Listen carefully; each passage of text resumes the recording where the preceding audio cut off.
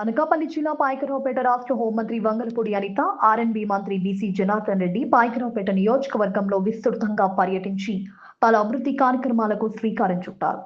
నక్కపల్లి మండలం బోయపాడ, దొండవాక తీర ప్రాంతాల్లో నిర్మించనున్న 2 ఫిష్ ల్యాండింగ్ కేంద్రాలకు బోయపాడలో శంకుస్థాపన చేశారు. రాష్ట్రంలో ఏర్పాటు కానున్న 3 ఫిష్ ల్యాండింగ్ కేంద్రాల్లో 2టిని పాయకరావుపేట నియోజకవర్గానికి తీసుకురావడం సంతోషకరమని హోంమంత్రి పేర్కొన్నారు. ఈ ప్రాజెక్టుల ద్వారా వేలాది మత్స్యకార కుటుంబాలకు ప్రత్యక్ష ప్రయోజనం చేకూరుతోందని తెలిపారు. ఈ సందర్భంగా హోంమంత్రి అనితకు మత్స్యకారులు ప్రత్యేకంగా కృతజ్ఞతలు తెలిపారు. అనంతరం నక్కపల్లి మండలం ఉద్దండపురం నుంచి తిరుపతిపాలెం వరకు ఆర్ఎండ్బి శాఖ నిధులతో 7.3 కోట్ల వ్యయంతో నిర్మించిన రహదారిని మంత్రులు ప్రారంభించారు. హోంమంత్రి వంగలపూడి అనిత ముఖ్య వ్యాఖ్యలు: మత్స్యకారులు ఎన్నో ఏళ్లుగా జెట్టి కోసం ఎదురు చూస్తున్నారని, వారి కలను సాకారం చేస్తున్నామని తెలిపారు.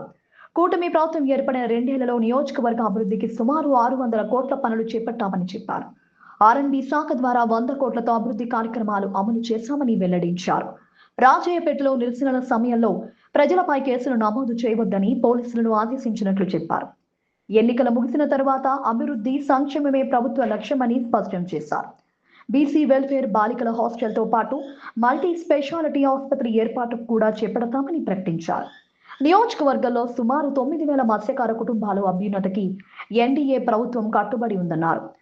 ఒక్కరోజే 60 కోట్ల విలువైన అభివృద్ధి పనులకు శంకుస్థాపన చేసినట్లు తెలిపారు. ఆర్ఎండ్బి మంత్రి బీసీ జనార్దన్ రెడ్డి వ్యాఖ్యలు: మంత్రి బీసీ జనార్దన్ రెడ్డి మాట్లాడుతూ హోంమంత్రి అనిత ప్రజల మనసును గెలుచుకున్న నాయకురాలని కొనియాడారు. నియోజకవర్గ అభివృద్ధి కోసం ఆమె నిరంతరం కృషి చేస్తున్నారని అన్నారు. గత ప్రభుత్వంపై విమర్శలు చేస్తూ ప్రస్తుత ప్రభుత్వం రాష్ట్రంలో అభివృద్ధి సంక్షేమ కార్యక్రమాలను వేగవంతంగా అమలు చేస్తుందని పేర్కొన్నారు. ఫిష్ ల్యాండింగ్ కేంద్రాలు వేలాది మత్స్యకార కుటుంబాలకు ఎంతో ఉపయోగపడతాయని చెప్పారు. రాజధాని అమరావతి అభివృద్ధికి ప్రభుత్వం కట్టుబడి ఉందని కూడా స్పష్టం చేశారు. కొన్ని సంవత్సరాలుగా నా మత్స్యకార సోదరులు ఎదురు చూస్తున్న ఒక జెట్టి నిర్మాణానికి నిజంగా చెప్పాలంటే రాష్ట్రం మొత్తం మీద 4 జెట్టీలు శాంక్షన్ అయితే అందులో 2 ఒకటేమో మామూలు కోటా కింద తీసుకొచ్చాను, ఇంకొకటేమో ఆడపడుచు కోటా కింద తీసుకొచ్చాను. ఓవరాల్గా ఆ 2 జెట్టీలు తీసుకొచ్చినప్పుడు అందరూ కూడా బీసీ జనార్దన్ రెడ్డి అన్నతో అయితే గొడవ పడ్డారు, అన్ని మంత్రికేనా అని. కానీ అమ్మాయికి ఇవ్వాలి, అక్కడ అవసరం ఉంది అని చెప్పి ఆ రోజున క్లియర్గా ఎక్స్ప్లెయిన్ చేసిన తర్వాత ఆ ఉన్న 4 జెట్టీల్లోని కూడా 2 తీసుకెళ్ళమ్మా అని చెప్పి నిజంగా ఒక ఆడబిడ్డకి ఇచ్చినట్టు ఈరోజు నేనేదో, మీరందరూ అంటున్నారు నేనేదో తీసుకొచ్చానని, అడిగిన తర్వాత కూడా అమ్మకి పెట్టాలనిపించాలి. ఈరోజు అడిగిన తర్వాత పెట్టాలనిపించిన నాకు అన్న ఉన్నందుకు నేను నిజంగా ఆ పూర్వజన్మ సుకృతి కింద భావిస్తున్నా. ఈరోజు సోదరులు బీసీ జనార్దన్ రెడ్డి గారు ఎక్కడ కర్నూలు జిల్లా బనగాలపల్లి గ్రామం, అక్కడ నియోజకవర్గం నుంచి ప్రాతినిధ్యం వహించి ఏ రోజు కూడా ఒక మంత్రిగా విజయవాడ వస్తేనే ఆయన మంత్రి, అదే ఆయన ఊర్లోకి వెళ్తే మీలో ఒకరిలా మనలో ఒకరిలా కూర్చొని అందరి కార్యకర్తలతోని కూడా మమేకం అవడమే కాకుండా మా వదినమ్మతో సైతం అక్కడ సేవ చేయించుకుంటున్నారు. ఆ నియోజకవర్గానికి పిల్లలు అంటే ఒక కుటుంబం మొత్తం ఓన్లీ ప్రజాసేవకి ఓవరాల్గా చెప్పాలంటే వాళ్ళు కమిట్ అయ్యి ఈరోజు ప్రజాసేవ చేస్తున్నారు. అక్కడ బనగాపల్లి కాన్స్టిట్యున్సీ కాదు, చుట్టుపక్కల జిల్లాల్లోని కూడా అన్నకున్న ప్రాతినిధ్యం కానీ తనకున్న ప్రాధాన్యత కానీ చూస్తే రాజకీయ నాయకులు ఎలా ఉండాలంటే అన్నలా ఉండాలి అనుకునేటట్టుగా మేమందరూ కూడా నేర్చుకునే పరిస్థితి. అటువంటి మహోన్నతమైన వ్యక్తి ఈరోజు నా నియోజకవర్గానికి రావటం, అది కూడా ఒక మంచి కార్యక్రమానికి, పేదలకి మంచి చేయాలనే సంకల్పంతో ఈరోజు ఈ కార్యక్రమానికి రావటం నిజంగా ఒక అభినందించదగ్గ విషయం. అన్నకి నియోజకవర్గం తరపున స్వాగతం పలుకుతూ ప్రత్యేకంగా ధన్యవాదాలు తెలియజేసుకుంటున్నాం. ఈరోజు ఈ కార్యక్రమానికి సభాధ్యక్షత పెద్దలు గౌరవనీయులు అన్న వెంకటేష్ అన్న గారికి, అదేవిధంగా పెద్దలు 4 మండల పార్టీ ప్రెసిడెంట్స్ కాసన్నకి, వినోద్ అన్నకి, అదేవిధంగా 4 మండల జనరల్ సెక్రటరీ గారికి, అదేవిధంగా మన తోట నగేష్ గారికి, మా జనసేన నాయకులకి, అదేవిధంగా ముఖ్యంగా ఈ కార్యక్రమానికి కర్త కర్మ క్రియ, ఎన్ని వాళ్ళు నన్ను తిట్టినా నేను వాళ్ళని తిట్టినా, సాయంత్రం అయ్యేసరికి ఒక కుటుంబంలో ఎలా ఉంటామంటే ఉదయం నుంచి తిట్టేసుకుంటాం, సాయంత్రం వేసి కలిసి ఫోన్ చేసి మళ్ళీ పడుకుంటాం, మళ్ళీ మార్నింగ్ లేసి తిట్టుకుంటాం. నాకు మత్స్యకారుల సోదరికి అలాగే ఉంటుంది ఆ పరిస్థితి అంతా. అటువంటి నా మత్స్యకార సోదరులు నేను ఎంతో గర్వంగా చెప్తుంటాను, నా మత్స్యకార సోదరులు అందరికీ కూడా ఇక్కడ పెద్దలు గౌరవనీయులు మన గోసల తాతారావు గారికి, వంకాయ రమణ గారికి, మెరుగు నాగేశ్వరరావు గారికి, కొవిరి బంగారి గారికి, పిక్కి సత్తయ్యకి, అదేవిధంగా అశోక్ చక్రవర్తికి, గోసల శ్రీకాంత్ గారికి, కంబాల అమ్మోరయ్య గారికి, గోసల కాసులమ్మ గారికి, వాసుపల్లి అడుగురాజు గారికి, ఉమ్మిడి సంజీవరావు, పిక్కి కోదండరావు, పిక్కి రాంబాబు, గంగరాజు, అప్పలరాజు, రాంబాబు, కొండలరావు, పిక్కి నూకరాజు, వాసుపల్లి రాజు, పిక్కి అప్పల నర్సు గారికి, పిక్కి స్వామి గారికి అందరికీ కూడా నేను పేరు పేరున ధన్యవాదాలు తెలియజేసుకుంటూ, మీ అందరు ఇంకా చాలా మంది ఉన్నారు. ముఖ్యంగా ఈ పోరాటాలు కాదు, ప్రతిసారి కూడా మత్స్యకార గ్రామాల గురించి పోరాటం చేసే ప్రతి నాయకులు, వివిధ గ్రామాల నుంచి వచ్చిన నాయకులందరికీ కూడా నేను పేరు పేరున నేను ధన్యవాదాలు నమస్కారాలు తెలియజేసుకుంటున్నా. మా మార్కెట్ యార్డ్ చైర్మన్ గారికి, కురందాస్ నూకరాజ్ గారికి అందరికీ కూడా.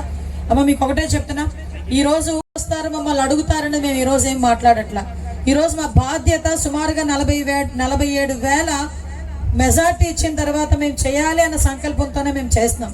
సుమారు ఇందాకే నేను చెప్పాను, దగ్గర ఈ 2 సంవత్సరాల కాలంలో 600 కోట్ల రూపాయలు ఒక డెవలప్మెంట్ యాక్టివిటీగా తీసుకొచ్చామన్నా అందులో 100 కోట్ల రూపాయలు నువ్వే ఇచ్చావని చెప్పి ఆర్ఎన్బి మినిస్టర్ గారితో చెప్తున్నాను నేను. నిజంగా ఈ ఆర్ఎన్బి మినిస్టర్ గారు ఒక పక్కన ఆర్ఎన్బి ఒక పక్క తీసుకుంటూనే ఐ అంటే మొత్తం మీ మ్యారిటైమ్ దగ్గర నుంచి పోర్ట్లు, ఎయిర్పోర్ట్లు మొత్తం అన్నీ కూడా అన్న హ్యాండ్ ఓవర్లోనే ఉన్నాయి. సో అందువల్ల ఇక్కడ కూడా వచ్చే ఫ్యూచర్లో వచ్చే క్యాప్టివ్ పోర్ట్ కానీ ఇవన్నీ కూడా మళ్ళీ ఇంకొకసారి క్యాప్టివ్ పోర్ట్ ఇనాగ్రేషన్కి, గ్రౌండ్ బ్రేకింగ్కి పిలవాలన్నాను కూడా నేను. ఎందుకంటే ఈ ప్రాంతం అంతా కూడా ఎంత అభివృద్ధి జరుగుతుందో చూపించడానికి ఇది ఒక తార్కాణం. ఆ రోజు నాకు చాలా అంటే ఆ రాజీపేట గ్రామంలోకి వచ్చేటప్పుడు తెలుసో తెలియకో ఎవరో ఏదో ప్రలోభ పెట్టో ఏం చేసో వాళ్ళకున్న కడుపులో ఉన్న బాధకి సరైన సమాధానం లేక మ్యాక్సిమం అందరూ కూడా చాలా మంది ఇబ్బందులు పడి నేనేదో అన్యాయం చేస్తున్నానని నా కార్ల దగ్గరకు వచ్చుకొని అడ్డుకున్నారు. ఆ రోజు చాలా మంది పోలీస్ డిపార్ట్మెంట్ ఇంక్లూడింగ్ ఎస్పీ గారు కూడా నా దగ్గరికి వచ్చి అమ్మ కేసులు పెట్టాలి, మిమ్మల్ని అడ్డుకున్నారు హోమ్ మినిస్టర్గా, మీ మీద వాళ్ళు మీదకి వచ్చారు, మేము కేసులు పెట్టాలండి అన్నారు. నేను ఒకటే మాట్లాడాను, అందులో వైఎస్ఆర్సీపీ వాళ్ళు ఉన్నారు, అన్ని పార్టీల వాళ్ళు ఉన్నారు అన్నారు. నేను ఒకటే ఒక మాట చెప్పాను, ఎలక్షన్లో పార్టీలు చూసుకుంటాం, ఎలక్షన్లు అయిన తర్వాత ఏ రోజు మేము పార్టీలు చూసుకోలేదు. వాళ్ళందరూ కూడా నా ఓటర్లు, నా ప్రజలు, వాళ్ళందరికీ ప్రాతినిధ్యం వహిస్తాను. ఎమ్మెల్యే నేను, మినిస్టర్ని నేను, ఎవరి మీద కూడా ఒక కేసు కూడా మీరు ఫైల్ చేయకండి, మీరు అలాగే వాళ్ళకి నేను ఎలాగోలా నచ్చ చెప్పుకుంటాను, వాళ్ళ దారి నేను తెచ్చుకుంటానని చెప్పాను. ఆ రోజు నుంచి వాళ్ళతో సంప్రదింపులు జరిపి గౌరవ ముఖ్యమంత్రి గారి దగ్గర పెడితే వాళ్ళు కోరిన కోరికలు ఎవరు సొంతంగా ఎవరు కోరుకోలేరు. వాళ్ళు కోరిన కోరికలు 4-5 కోరికలు ఉన్నాయి. అందులో బీసీ వెల్ఫేర్ హాస్టల్ అడిగారు మీరు, అదేవిధంగా జెట్టీలు అడిగారు మీరు, అదేవిధంగా హెడ్రో నుంచి మీకు సంవత్సరం వచ్చే ప్యాకేజ్ గురించి అడిగారు. ఇవి కాక మీకు ఉద్యోగాల గురించి అడిగారు, మల్టీ స్పెషాలిటీ హాస్పిటల్ గురించి అడిగారు. మీరు చెప్పిన దాంట్లో ఈ మధ్య కాలంలోనే 3 పనులు నేను చేసి పెట్టాను. ఒకటి 2 జెట్టీలు ఏర్పాటు, 4 పనులు, 2 జెట్టీలు ఏర్పాటుకి డబ్బులు తీసుకొచ్చి ఈరోజు శంకుస్థాపన ఏర్పాటు చేసుకున్నాం. అదేవిధంగా బీసీ వెల్ఫేర్ హాస్టల్ మీరు అడిగారు, దానికి కూడా ఓన్లీ బాలికలకే బీసీ వెల్ఫేర్ హాస్టల్ మీ ఊర్లోనే ఈ సంవత్సరం నుంచే చదువుకునేటట్టుగా మీ అందరి బిడ్డలకి కూడా, బీసీ బిడ్డలందరికీ కూడా హాస్టల్ కూడా ఏర్పాటు చేసుకున్నాం. అదేవిధంగా హెట్రో నుంచి రావాల్సిన ఫస్ట్ ఫేజ్లో ఉన్నది ప్రతి ఒక్కరికి కూడా ఆ ప్యాకేజ్ కూడా మీ అందరికీ కూడా వచ్చింది. ఇంకా మల్టీ స్పెషాలిటీ హాస్పిటల్ ఒకటి మీ అందరికీ కూడా నేను కొంచెం బాకీ ఉన్నా. అదేవిధంగా మీ అందరికీ ఇంకోటి ఏంటంటే ఉద్యోగ అవకాశాలు. యాక్చువల్గా ఈరోజు మనకి 30 కిలోమీటర్ల స్ట్రెచ్, దగ్గర 18 గ్రామాలు, 9,000 కుటుంబాలు ఈరోజు మత్స్యకార కుటుంబాలు ఉన్నాయి. ఈ 9,000 కుటుంబాలు కూడా ఇందాక పెద్దలు చెప్పినట్టుగా మనకి జనవరి, ఫిబ్రవరి దగ్గర నుంచి మొదలు పెట్టుకొని వలసలు వెళ్ళి అక్కడ నుంచి వస్తారు, జనవరి, ఫిబ్రవరిలో వస్తారు. అగైన్ ఇక్కడ నుంచి దగ్గర ఏప్రిల్, ఆగస్టు, సెప్టెంబర్కి మళ్ళీ పూరి వెళ్ళిపోతుంటారు. అంటే ఓవరాల్గా మీ వలసలు వెళ్ళటం ఒక ఎత్తు, అదేవిధంగా మీ పిల్లల చదువులు ఇంపాక్ట్ అవ్వడం ఒక ఎత్తు. ఇంకో విషయం చెప్పాలి, వీళ్ళకి నాకు మధ్యన అడుగుపెట్టాను. ఆ టీచర్ కాదు, అది నేను మత్స్యకార గ్రామంలోనే టీచర్గా చేశాను. రాజవరం మా గజపతి నగర్ మత్స్యకార గ్రామంలోనే నేను టీచర్ కింద పనిచేశాను. ఆ రోజు నుంచి ఈ రోజు వరకు అది నాకు అవినాభావ సంబంధం నడుస్తూనే ఉంది. ఈ రోజు ఒక్కరోజు అమ్మ మీకు చెప్పాలి, ఎందుకంటే అభివృద్ధి అంటే ఏంటి అని చాలా మంది రకరకాలుగా మాట్లాడతారు, వాళ్ళెవరికీ నేను సమాధానం చెప్పట్లేదు. ఈ ఒక్కరోజు మార్నింగ్ 10 కోట్ల రూపాయలు సౌదపల్లికి, పెనుగుల ధర్మవరానికి 1 కోటి, మీ 2 జెట్టీలు కలిపి దగ్గర 40 కోట్లు. ఆ 40 కోట్లు ఇది దగ్గర 60 కోట్ల రూపాయలకు సంబంధించి ఈ రోజు ఒక్కరోజు శంకుస్థాపన చేశాం. అంటే ఈ రోజు పాయకరావుపేట నియోజకవర్గాన్ని మేము ఎలా ముందుకు తీసుకెళ్తున్నామో మీ అందరూ కూడా తెలుసుకోవాలి. అదేవిధంగా మత్స్యకారులకి ఇంతకు ముందు ఇప్పుడే మా ఫిషరీస్ జేడీ గారు చెప్తున్నారు, చాలా మంది వేటకెళ్తే ఆ రూట్ తెలియక శ్రీలంక అటువైపు కూడా చాలా మంది వెళ్ళిపోయి అక్కడ ఇబ్బందులు పడ్డ సందర్భాలు కూడా ఉన్నాయి. ఈవెందో ఈ రోజు మరి ఇంతకు ముందు GPS ట్రాకింగ్స్ ఎలా ఉండేవో ఈ రోజు అలాంటివి అవేనమ్మా, అవి ఆ ట్రాకింగ్స్ కూడా మళ్ళీ ఈరోజు 400 కుటుంబాలకు ఈరోజు ఆ ట్రాకింగ్స్ కూడా వచ్చినాయి. ట్రాన్స్ఫౌండర్స్ ఇవి కూడా ఏంటంటే ఉన్నారు, వాళ్ళు ఏమైనా ఇబ్బందుల్లో ఉన్నారా, ఇవన్నీ కూడా దీని ద్వారా తెలుస్తాయి. కాబట్టి ఎవరైనా మత్స్యకారులు సముద్రంలోకి వెళ్ళిన తర్వాత కూడా ఇబ్బంది పడకుండా ఉండే పరిస్థితి.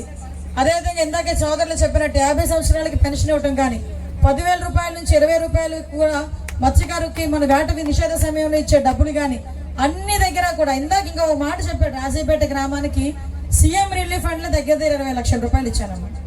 అంటే మాక్సిమం ఈ గ్రామాలన్నింటినీ మేము మా ఓన్ చేసుకొని మా సొంత గ్రామాలుగా భావించి మేము చేస్తున్నాం. మీ అందరికీ తెలిసి ఇందాకే చూపించాను, మనకి భారతదేశంలోనే అతిపెద్ద డ్రై ఫిష్ మార్కెట్ మన నక్కపల్లిలోనే ఉంది. దానికి కూడా అగ్నికి ఆహుతైపోయి అందరూ అన్ని కాలిపోతే మళ్ళీ అక్కడికి ఎండు చేపలు అమ్ముకోవడానికి వచ్చిన వాళ్ళు ఇబ్బంది పడతారని మొన్న హెట్రో వాళ్ళ సౌజన్యంతో వాళ్ళకి 50 లక్షల రూపాయలతో మొత్తం అన్ని కూడా కట్టించిచ్చాం. అంటే ఇక్కడ ఉన్నది డెవలప్మెంట్ అన్ని వర్గాలకి ఈక్వల్ గా ఉండేటట్టుగా చేస్తున్నాం. దయచేసి మీరు నాకు సహకరించండి. ఇంకా మీరు సహకరిస్తే ఇందాక రోడ్ల గురించి చెప్పారు. 2014 నుంచి 19 వరకు సముద్ర మార్గానికి రోడ్లు వేయించింది అప్పుడు ఎన్డీఏ కూటమి ప్రభుత్వమే. మళ్ళా ఇప్పుడు మీరు అడిగారు, కాకపోతే మీరు ఏమంటే 40 కోట్లు తీసుకుంటున్నారా, కాసేపు సంతోషం ఉండవరా, నాకు ఇంకో 2 రోడ్లు అడుగుతున్నారు. మళ్ళీ ఇదేమైనా బాగుందా? మా ఆడాలు చెప్పాలి. ఇప్పుడు కష్టపడి ఇచ్చాను కదా, కొంచెం నాకు ఊపిరి పీల్చుకొని ఇవ్వాలా? వీళ్ళు తిడతారు నేను అడిగానంటే. ఇప్పుడు చెప్తారా కబుర్లు? దయచేసి అవన్నీ మాట్లాడదామన్నా మా తాతారావు గారు కూడా చెప్పారు. సహకరించండి, ఆశీర్వదించండి. కంపల్సరీగా ఏదో నా శక్తి మేరకు, శక్తికి మించి కష్టపడి నియోజకవర్గాన్ని అభివృద్ధి పదంలో ముందుకు తీసుకెళ్తానని మీ అందరికీ కూడా తెలియజేసుకుంటూ, ఈ అవకాశం ఇచ్చిన పెద్దలందరికీ కూడా ప్రత్యేకంగా ధన్యవాదాలు తెలియజేసుకుని సెలవు తీసుకుంటున్నా. జై హింద్.